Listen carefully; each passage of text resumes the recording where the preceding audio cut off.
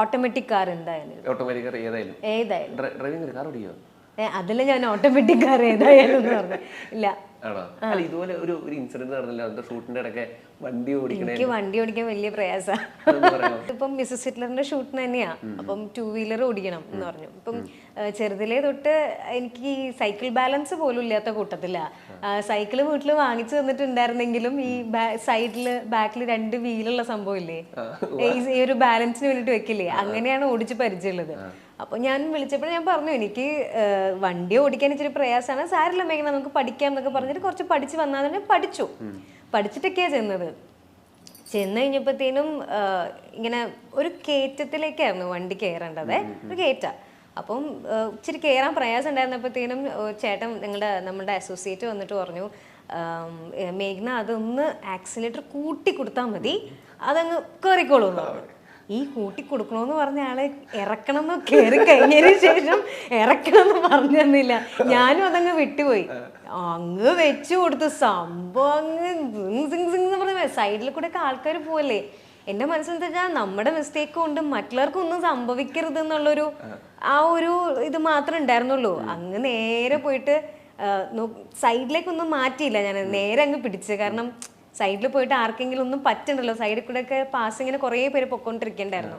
ഫസ്റ്റത്തെ ഒരു കുറച്ച് എപ്പിസോഡിന്റെ അകത്തായിരുന്നു, ആ ഒരു 4 എപ്പിസോഡിന്റെ അകത്തുള്ള ഷൂട്ടായിരുന്നു. അല്ലല്ല, ഒരു വീടിലായിരുന്നു. ആ വീട്ടിലിങ്ങനെ കേറ്റവാ.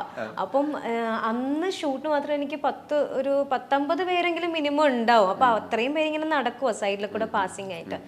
അപ്പം ഞാൻ നേരെ ജിബായിരുന്നു, ജിബിലേക്ക് അങ്ങ് വെച്ച് കയറ്റി കൊടുത്തു. ഭാഗ്യത്തിന് ആ ചേട്ടൻ ജിബ് പൊക്കി, ക്യാമറയും ജിബും കൂടെ പൊക്കിയപ്പോഴത്തേനും കമ്പിയിൽ ഇടിച്ചിട്ട് തെറിച്ചിങ്ങനെ ഒറ്റ വെച്ച്. ഇല്ല, ഭാഗ്യത്തിന് വീണത് പുല്ലില്ല. പിന്നെ ചോരൊക്കെ ഉണ്ടായിരുന്നു, മുട്ടും കൈയൊക്കെ പറഞ്ഞു. പിന്നെ അപ്പൊ ഹോസ്പിറ്റലൊക്കെ കൊണ്ടുപോയി ഡ്രസ്സിംഗ് ഒക്കെ ചെയ്ത് വീണ്ടും തിരിച്ചു വന്നിട്ട് ആരടി സർ എന്ന് പറഞ്ഞു വീണ്ടും നിന്നു. ഫേവറേറ്റ് യൂട്യൂബ് ചാനൽ മൈൽസ്റ്റോണാ, മേഘ്ന സ്റ്റുഡിയോ ബോക്സ്. സ്വന്തമായിട്ട് നോ പറയേണ്ട സ്ഥലത്ത് നോ പറയണം, പറഞ്ഞിരിക്കണം. അതിൽ അവസരങ്ങൾ പോയി എന്നുള്ള എനിക്ക് റിഗ്രറ്റ്സ് ഉണ്ടായിട്ടില്ല, ഇനി ഉണ്ടാവത്തുമില്ല. അത് എൻ്റെതായിട്ടുള്ള കുറേ റൂൾസ് ആൻഡ് റെഗുലേഷൻസ് നമ്മൾക്ക് ഓരോരുത്തർക്കും ഉണ്ടാവില്ലേ. നമ്മൾക്ക് കുറച്ച് കാര്യങ്ങൾ നമ്മളുടേതായിട്ടുള്ള പോളിസീസ് ഉണ്ടാവും. അത് താണ്ടി ഒരു കോഡ് പോകുമ്പോഴത്തേനും ഞാൻ നോ പറയും. നേരത്തെ മുതൽ അങ്ങനെയാണ് നോ പറയാൻ പഠിച്ചിരുന്നോ? ഇല്ല, നേരത്തെ നോ പറയാൻ വലിയ ബുദ്ധിമുട്ടായിരുന്നു എനിക്ക്. കാരണം എനിക്ക് എന്താണെന്നറിയോ, ഞാൻ എന്തൊരു പൊട്ടിയാന്ന് ആലോചിക്കണേ, എനിക്ക് അവർക്ക് വിഷമാവുമെന്ന് തോന്നും. അയ്യോ, അവരെങ്ങനെ ചോദിച്ചിട്ട് നമ്മൾ നോ പറഞ്ഞു കഴിഞ്ഞാൽ അവർക്ക് വിഷമാവില്ലേ എന്ന് ഫീൽ ചെയ്യും. പക്ഷെ അങ്ങനെ പറയുന്നത് കൊണ്ട് നോ പറയാത്തത് കൊണ്ട് കുറേ പ്രശ്നങ്ങൾ വന്നിട്ടുണ്ട്. ഓക്കെ, നമ്മൾ അത് വിചാരിച്ചിട്ടാണ് കുഴപ്പമില്ല അങ്ങനെ ഇങ്ങനെ വിചാരിക്കും. പക്ഷെ അത് പ്രശ്നങ്ങൾ വരത്തേ ഉള്ളൂ. ബെറ്റർ നോ പറയാം. അതിപ്പോ ഓപ്പോസിറ്റ് ആൾക്ക് വിഷമാവണേ, നമ്മൾക്ക് തന്നെ അത് ബുദ്ധിമുട്ടാവും. പിന്നീട് ഓപ്പോസിറ്റ് ആൾ എന്ത് വിചാരിക്കണം, എന്ത് വിചാരിക്കുന്നു, ഞാൻ എന്ത് വിചാരിക്കുന്നു എന്നല്ല ചിന്തിക്കുക, അയ്യോ അവർക്ക് വിഷമായാലോ എന്ന് ചിന്തിച്ചിട്ടാണ് ഞാൻ നോ പറയാൻ മടിച്ചിട്ടുള്ളത്. പക്ഷെ ഇപ്പൊ അങ്ങനെയില്ല. ഇപ്പൊ നോ പറയാൻ ഡബിൾ ഇല്ല, ഞാൻ 10 വട്ടം നോ പറയും. അടുത്ത്, ഞാൻ വേറെ ലെവലാണെന്ന് സ്വയം തോന്നിയ നിമിഷങ്ങൾ ലൈഫിൽ ഉണ്ടായിട്ടുണ്ട്? ഒരിക്കലും തോന്നിയിട്ടില്ല. ഇത്ര സീരിയലൊക്കെ അഭിനയിച്ചല്ലേ, വേറെ ലെവലോ? അയ്യോ, ഞാനൊരു സാധാരണ ഒരു പെൺകുട്ടിയാ. വീട്ടില് നിങ്ങളുടെ അടുത്ത വീട്ടിലൊക്കെ കാണുന്ന ഒരു സാധാരണ, വേറെ ലെവലാണെന്നൊന്നും എനിക്ക് ഇതുവരെ തോന്നിയിട്ടില്ല.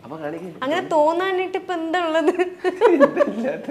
ഇല്ലില്ല, വേറെ ലെവലൊന്നും, സാധാരണ ഒരു പെൺകുട്ടിയാണ്. ഒരു പെൺകുട്ടിയുടെ എല്ലാ ആഗ്രഹങ്ങളും എല്ലാ സന്തോഷങ്ങളും എല്ലാ ഫീലിങ്സും അടങ്ങുന്ന ഒരു പെൺകുട്ടി, അത്രേ ഉള്ളൂ. കൂടെ ഉള്ളവർ ഓരോ അയ്യോ ഞാൻ കാണിച്ചില്ല.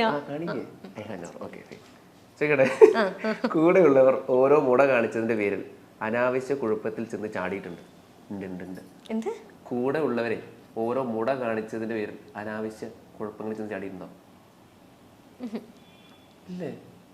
ആരെങ്കിലും കാരണം? ഇല്ല ഇല്ല ഇല്ല. അടുത്ത്, ഞാനല്ലെങ്കിൽ ആരുടെ അമ്മ കൂടെ ഉണ്ടാവാറുണ്ട്, വേറെ അമ്മ പ്രത്യേകിച്ച് കുഴപ്പങ്ങളൊന്നും ഉണ്ടായിട്ടില്ല. അമ്മേനെയാണോ ഉദ്ദേശിച്ചത്? അമ്മ അങ്ങനെ കുഴപ്പക്കാരിയൊന്നുമല്ല. ഇപ്പോഴും അമ്മയോട് അമ്മ അങ്ങനെ കുഴപ്പക്കാരിയൊന്നുമല്ല. അമ്മ കാരണം പ്രശ്നങ്ങളൊന്നും ഉണ്ടായിട്ടില്ല.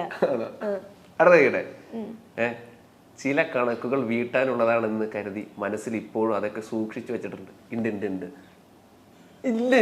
അതുമില്ലേ? ഇനി കണക്ക് വീട്ടനാണ് പണി ഇവിടെ. എന്നാലും എന്തൊരു മനസ്സിൽ പണി നമുക്ക് തോന്നില്ലേ അവളോട് പ്രതികാരം, അല്ലെങ്കിൽ അവളോട് പ്രതികാരം? ഞാനങ്ങനെ പ്രതികാരം വീട്ടുക അങ്ങനെയൊന്നുമില്ല. ഇല്ല ഇല്ല. ഐ ഓൾവേസ് ബിലീവ് ഇൻ കർമ്മ. കർമ്മ എന്നുള്ളൊരു സംഭവം ഉണ്ട്.